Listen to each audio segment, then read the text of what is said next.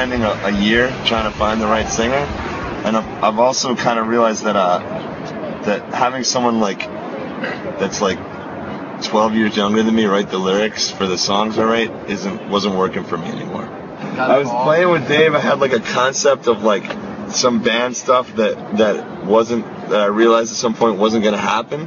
It was like in my head, it sounded good, but it wasn't going to happen in real life. And started playing with Dave, and then this jerk went away on tour for a long time, and I was just practicing me and this Dave in a warehouse, like the two of us, like for months. And Spider, the old bass player from Kid Dynamite, he was playing with us, and then Matt moved to Philly from North Carolina, and Andy moved to Philly from Ardmore, and then the magic was born.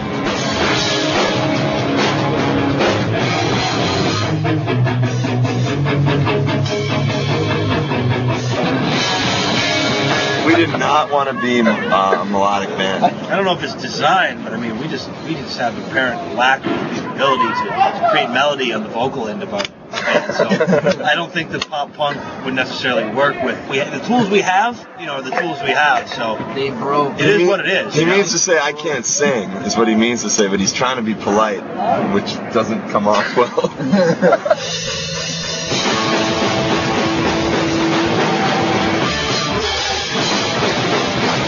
Did that kind of spawn the demo because J-Tree asked for a sampler track, and we were like, well, we need to fucking record, so let's get some more tracks and we'll, put out what's left, kind of thing. You gotta get something out, you know what I mean? Yeah. I mean, we had songs, played for fucking months with nothing. It just seemed. I wish every band would still do demos. I like demos.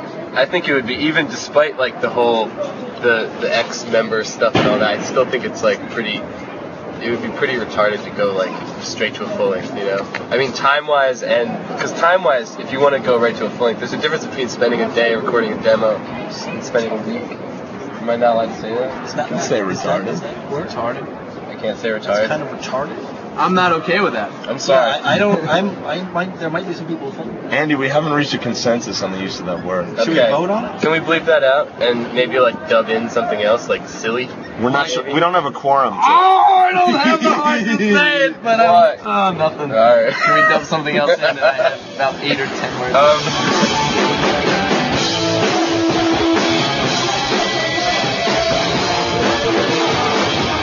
We're not going to tour a We're going to lot. play as much as we can. Like, I'm on the road 6 months of the year, 7 months out of the year. And what time I do have at home, I'll spend playing weekends all up and down the East Coast, or as far as we can get. Maybe some Midwest. I mean, it depends. This guy might be able to get some time off after we do a record. My goal is a couple times a year to do short trips, like 10-day, 2-week trips. Like field trips. Field trips, yeah, like to the West Coast. My mom won't sign that permission slip.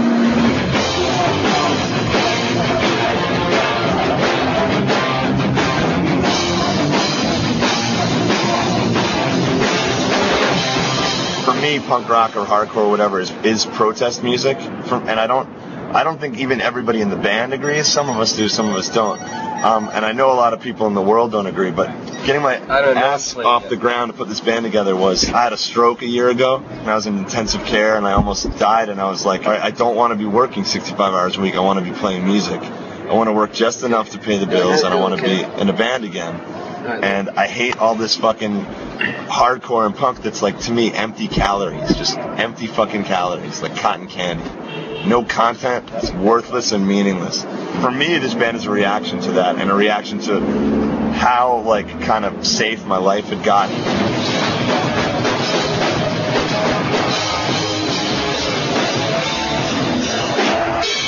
I just think it's different because I think we sound like lots of bands, but it's just like, I think we're operating in a different like sphere just due to the label and the kind of people who are in the band and stuff like that. There are a ton of bands that play the kind of music that we play right now. There's Because of a few different just circumstances surrounding the band, the fact that we have ex-members from a lot of popular bands that did really well, and the fact that also because of that, the J-Tree thing, we're going to get a lot of hype or spotlight in a lot of the bands that do this, but that's just the way the cookie crumbles, and like that's why for me, like, this is just fun. Like, I'm along for the ride. I'm not, Dan's my friend, and he asked me to do it, and I like the songs that he writes, and we have a good time. And we do have a good time. And when Eames called me and told me he had a stroke, and you know, it definitely affects you to find out that one of your friends who's like in perfect health, or seems to be in perfect health,